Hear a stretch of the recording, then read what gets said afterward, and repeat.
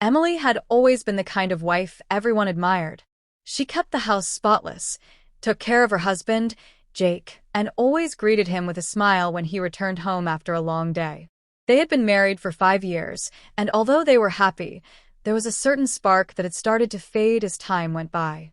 Jake was often busy with work, and the romantic gestures they used to cherish had become rare. One rainy evening, Emily decided to order pizza. It was a small indulgence she rarely allowed herself, as she usually cooked. She called up a nearby pizza place, placed her order, and waited. After about 20 minutes, the doorbell rang. She opened the door and found a young man, barely out of his teens, with an awkward smile and a cap tilted on his head.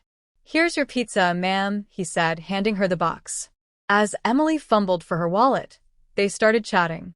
The delivery boy's name was Ryan, and he had a friendly warmth that Emily found refreshing.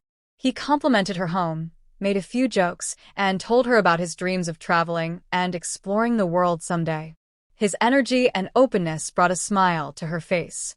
As days passed, Emily found herself ordering pizza more often than she ever had. She told herself it was just a craving, but she knew deep down that she looked forward to Ryan's visits. They began to talk more, their conversations lingering longer than any pizza delivery should.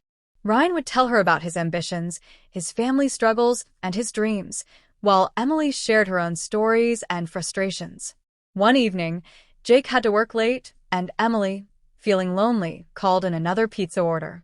This time, she invited Ryan inside for a cup of tea. It was just two people sharing a simple cup of tea. She told herself nothing wrong with that. But the conversation that followed was different. They shared stories that were deeper, more personal, and in that moment, she felt a connection that she hadn't felt in years. Ryan looked at her, sensing her sadness. "Emily, you deserve happiness, you know. You deserve to be seen, to be heard." His words hit her deeply, and without thinking, Emily leaned in and kissed him. It was impulsive, driven by loneliness and longing, but it was a kiss that she couldn't take back.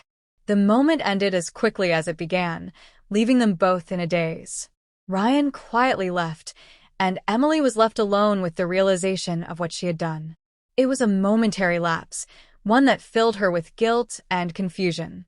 She knew that her heart still belonged to Jake, but the encounter with Ryan had shown her something she had been missing, the feeling of being truly seen.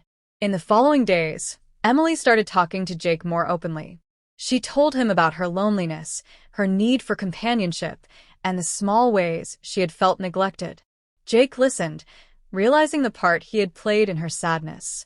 They promised each other to rebuild the spark they had lost and to keep their connection alive. Emily never saw Ryan again. She stopped ordering pizza, focusing instead on her marriage. It was a lesson that showed her the importance of communication and the danger of letting loneliness build in silence.